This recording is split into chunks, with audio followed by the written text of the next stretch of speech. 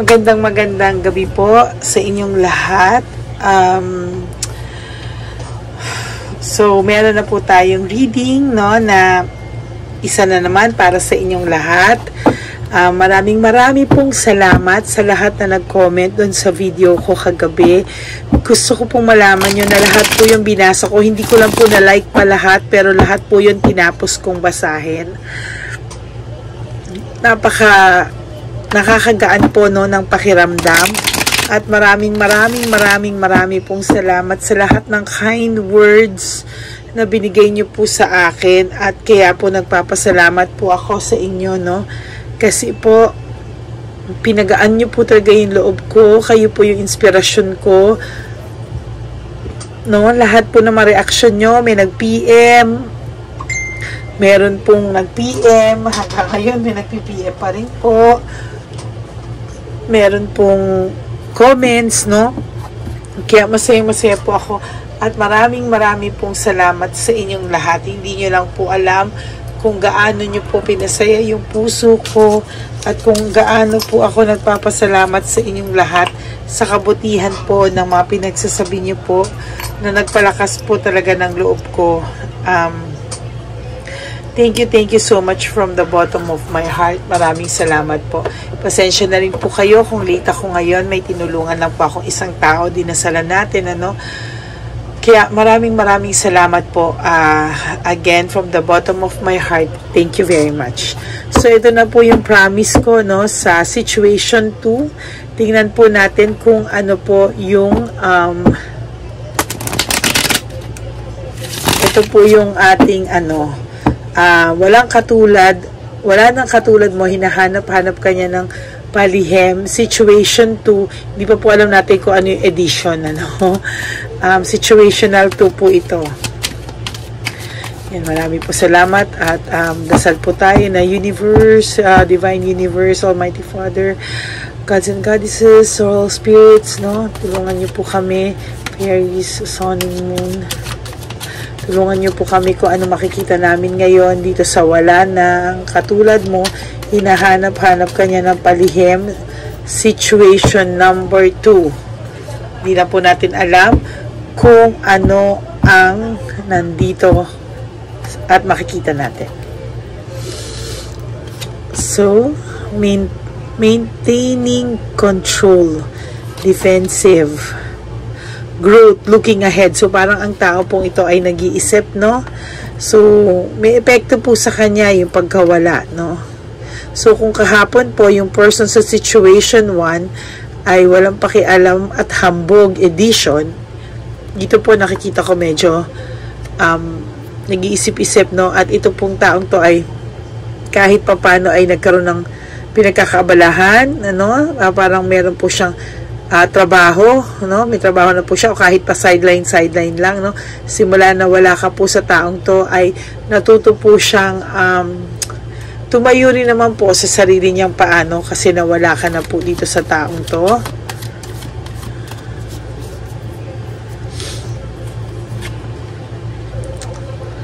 Victory and success, meaning umepekto po dito yung pag-iwan mo sa kanya. Nung iniwanan ka po niya at iniwanan mo po siya, no? Nagkaroon po siya ng realization, no? Kahit pa paano, no? Parang iniisip niya po na parang hindi niya kaya, no? So, ito pong taong to ay malamang ay kumontak sa inyo at may resentment and regrets po kasi siya, no? Alam niya po na yung pinakita niya pong saya sa inyo, no? Yung mga sideline niya ay hindi po siya nabigyan ng totoong saya, no? False success, no? Hindi po napakita sa kanya. Hindi po napakita sa inyo. Pinapakita niya po sa inyo ay okay siya, pero sa totoo lang po, no, hindi po, no? Hindi po totoo yung mga saya niya. Na-realize niya po nung wala ka na hindi niya po kayang mawala ka, no? Hindi niya po kayang mawala ka. Though ito pong taong to ay medyo iingatan, ano? Kasi may tendency pa rin po itong matukso ulit, no? Pero with your proper guidance, parang ikaw po ang kailangan mag-handle sa taong to, no? So, nagkaroon po siya ng reflection, no? And understanding sa sa sitwasyon nyo po, no? So, nagkaroon siya ng reflection and understanding, no? Sa inyong sitwasyon, ano? Maaaring ito po ay nag-reach out na sa inyo, no? Nakikipagbalikan, ano? At nangangako na bigyan mo pa siya ng pagkakataon, ano? Maaaring ito ay nagyabang sa inyo, maaaring ito ay naging hambog sa inyo nung una, pero nung nawala ka po, tiniis mo siya, nagkaroon siya ng realization, ano, na hindi niya po kaya nang wala ka, no? At humihingi po ang taong to ng pagkakataon sa inyo. Malamang nung araw po siya po ay na-bored, no? Na-bored, naghanap ng iba, no? Nag-try po, no, na maghanap din ng iba, pero nakita niya po na ang dami niyang na-miss na chance and opportunity nung ikaw ay nawala sa kanya, no? Maaaring ito po dati ay tinitake advantage ka kasi mabait ka, lagi nandyan, pero nung nawala ka po, hinanap-hanap ka po niya dahil alam niya po na wala na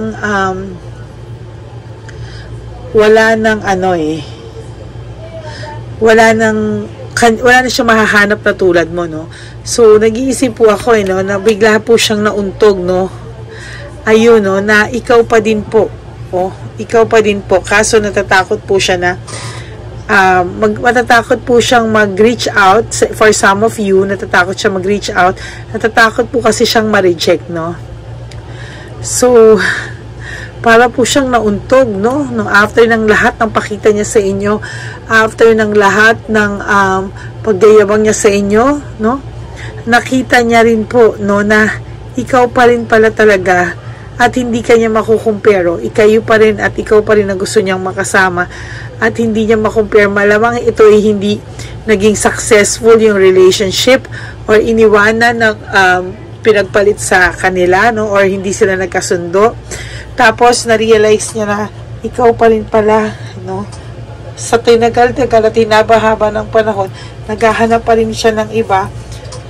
Yung pala nasa harap niya na ikaw pala talaga yun, ano? Maramang yung iba naman po, naiisip kayo, nakukumpara kayo, namimiss kayo, pero wala silang guts to reach out, no? So, to say, medyo mataas pa rin yung pride nila, pero ito po sa nakikita ko sa situation 2, nagre-reach out, no? So, hindi po ito yung, hindi pa nagre-reach out, no? May situation 3 pa po tayo dito, no? So, ito po yung mga tao na ang edition ay nauntog edition. Sandali po, susulat ko lang po kasi mahirap pong makalimutan. Alam niyo na po, hindi tayo bumabata. So, nauntog edition.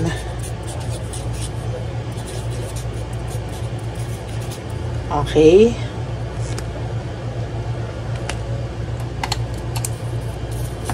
Yan, nauntog edition. So, nauntog po siya, no? Nakita niya na, ayan, no? Tingnan niyo po, oh. There's resentment and desire to reconcile, no? So, malamang itong taong po ito ay humingi sa'yo ng chance. Maaaring nagpapalipad hangin na po to sa inyo, or for some of you, baka nagpaparinig po sa mga kaibigan nyo or whatsoever, no? So, nagkaroon na po sila ng hindi pagkakaunawaan o may baka naloko rin sila o napatunayan nila na niloloko din sila nitong karibal nyo, no? Control and gusto niya po ulit maramdaman, no? Na nasa inyo siya. Pero ito, kapatid, it's really up to you kasi ikaw, bless ka na, nakakapag-move on ka na, unti-unti, naka-adjust ka na, marami ng blessings na dumating sa iyo. So, it's really up to you, no? Kung tatanggapin mo pa tong taong to o hindi, no? It's your life anyway. So, kung gano'n, no, malalaman natin kasi difficult decision para sa iyo ito, no? There's difficult decision, talagang hindi basta-basta, no? Maiisip mo po na papatawarin ko pa ba? Okay na ako, no? Parang hindi ko alam kung kaya ko pa ulit daanan yung ganong sitwasyon, ano? Parang hindi niya alam kung nakakalungkot din. Minsan kasi kung kailang okay ka na, biglang dun pa siya ulit babalik, no? Oh my God. Okay, nasa sa iyo po talaga because this is a difficult decision for you, no? Yan, adjust natin yung camera. Lalabas ang ating cards. Kasi ngayon, ayan, no, you are free, no? You have freedom, no? And nagkaroon ka na po ng self-acceptance, no? So, tapos ngayon, kung kailan okay ka na, babalik-balik siya. So, dun tayo nakakakita ng medyo, for some of you, babalikan to. Okay? For some of you, maaayos kayo. But for some of you, medyo meron ka na pong takot, no? Trauma, no? Betrayal of trust. No, ayan, may fear of change ka, na-avoid mo. So, for some of you, i-avoid nyo po itong taong to kasi takot na po kayong maulit yung proseso nito.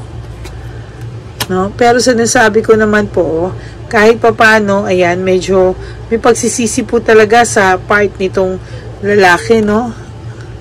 Parang nagkaroon ng new meaning ikaw bigla sa kanya kasi na-realize niya na hindi niya kaya ng wala ka. Ayan, nanggaling sa deception and manipulation, na-realize niya po na i-reverse ito, no? At tamain, ano, yung failure ng relasyon nyo, i-reverse niya, no? Yun ay kung bibigyan mo para po siya ng chance. Kasi this person has emotional immaturity. So, talagang immature pa rin po to kahit bumalik sa ito. Ikaw pa rin yung magdadala ng relationship, no? Kasi mahal mo to, no? Pero may disappointment pa din kasi ikaw pa rin yung magdadala. Pero kahit pa paano, no, na-realize niya na mahal ka niya talaga. Clash of interest kasi nga mas matured ka sa taong to. So, palagi magka-clash yung interest nyo. Away, bate, asot, pusa. Pero at the end of the day, yung for some of you, pipiliin at pipiliin pa din nila kayo paulit-ulit at sila naman din. Pipiliin at pipiliin nyo ng paulit-ulit. Ay, maganda tong barahang to, ah. Nagkahiwalay kayo, eh, oh. No, talaga nagkahiwalay kayo. No, nasaktan ka din dito ng sobra, no.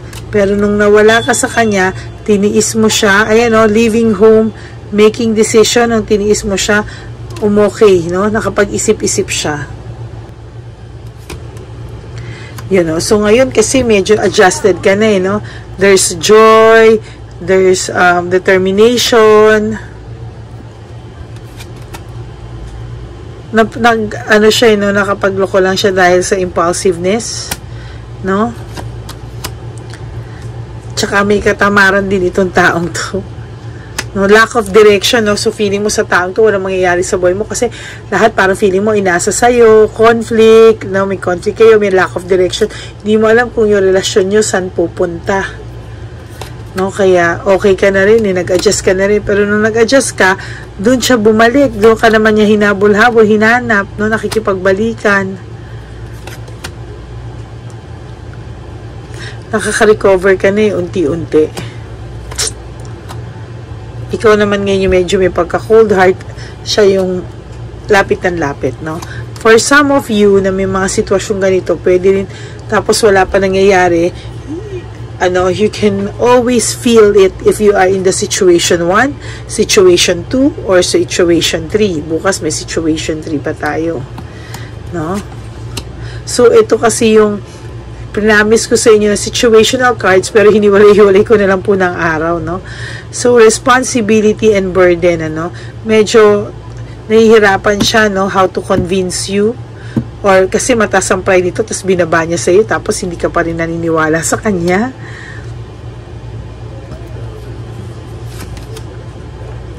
Malamang yung ibang persons may asawa rin, eh. Oh. So, ayan, no, naging mabuti ka dito sa taong to na shinare mo yung mga bagay, yung financial, nag-share ka sa kanya, no? Pero feeling mo, hindi niya in-appreciate nung una. At feeling mo, kaya lang to bumabalik kasi hirap na to sa buhay. Hindi naman po. No? To be honest, hindi naman. Na-realize niya po talaga na blessing ka sa buhay niya. At na-realize niya din po na gusto niya pong bumalik kasi gusto rin naman po niya talaga ikaw. No? Na mahal ka rin pala po talaga niya. Sabi mo po, magiging distraction lang to ulit sa'yo. It's up to you. Syempre, we have to respect po kung talaga nasaktan ka na dito. Ayaw mo nang balikan. It's up to you po talaga. Really, I will support you all the way. No? Mahilig po kasi, huwag ka po magdidesisyon based sa galit, sa inis, sa sama ng loob, no?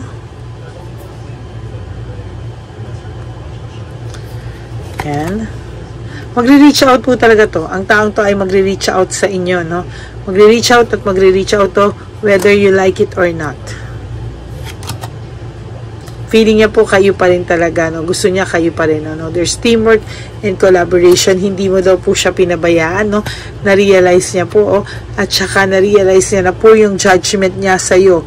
Why? Kasi nung walang-wala siya, ikaw ang nasa tabi niya. Hindi niya nakita yun kasi nabaliktad ka pa niya. Medyo may pagka-greedy and possessive yung pinalit sa'yo. Kaya ayan, back to you, no? Na-realize niya na ikaw talaga yung okay. Disconnected sila ngayon talaga ng isa, no? Parang, kung iniisip mo kung meron pa, wala na po, no? Hiniwalayan niya po yung iba. Pero for some of you na nakikinig dito, meron pa din po yung iba nyo, no? Pero, andyan na lang yan, no? Naisip niya na ikaw talaga yung pipiliin niya. May emptiness po siya and emotional loss, no? Ayan, no, galing po talaga kayo sa hiwalayan, ano? So, dito niya po talaga na-realize, no, kung gaano kaka-importante at kahalaga sa kanya. Gusto niya po magkaroon ng beginnings with you, fresh start with you. No? Pero alam niya po na meron ka ng doubts sa kanya and lack of satisfaction. So, itong tao to ay medyo 50-50 for those of you na hindi pa sumasagot, no? 50-50 po, no, naiisip nito. Kaya lagi siyang stress and burnout, no? Ayan, no? So, natuto siya ulit mangarap para sa future niya, no? Naisip niya yon. Gusto niya maging stable and successful para may maipagmalaki naman din siya sa'yo. Yung mga pagiging impulsive niya, kailangan niyang bawasan kasi minsan nagkakaroon siya ng yung biglang decision lang na hindi pinag-iisipan, doon siya napapahamak. So, this is head over heart, no? So, ngayon, kahit papano, dati kung puso lang ay ginagamit na rin niya yung isip niya, no? Ano to? Dissatisfaction, lack of inner joy. Nung nawala siya sa'yo, nagkaroon siya ng dissatisfaction and inner joy. Deception and insecurity, tactics and strategy. Malamang naramdaman niya rin to na ginawa din sa kanya, no? Minsan kasi hanggang hindi mo gawin sa ibang tao, hindi gawin sa'yo, hindi mo marirealize gaano ka nakasakit. Okay? Gaano ka nakasakit, no? So, yan, ngayon pag may lumalapit-lapit sa iba or feeling niya okay ka na, may insecurity siya, no?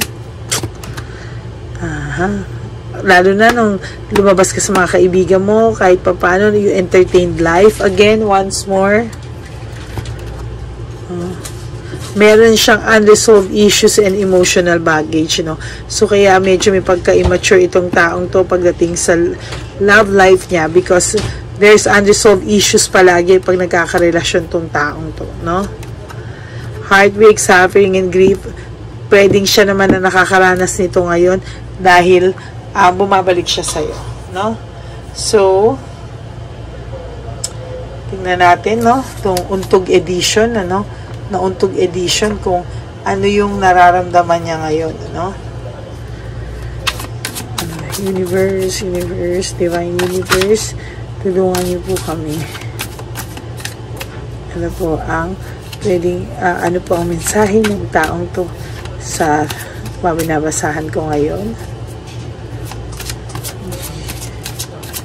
Yan. So, ang sabi po is, I don't want to be who I used to be. You deserve better. Wow. Gusto niya nang ayusin yung sarili niya, no? Para if ever, no, maging okay naman siya at deserving naman siya pag bumalik ka. Why do I deserve someone like you, no? Bakit niya daw dinideserve ang isang taong tulad mo na napakabait, napakatyaga sa kanya, naging matulungin sa kanya, hindi siya pinabayaan, ano? Hindi siya pinabayaan. So, ang tanong, kapatid, pagbibigyan mo ba to? Ha? Babalikan mo ba to? Ha?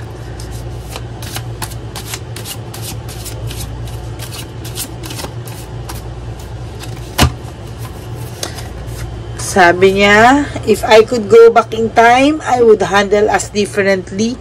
Meaning, kung bibigyan mo daw siya ng second chance, no? Ay, parang may naaalala ko dito. Itong,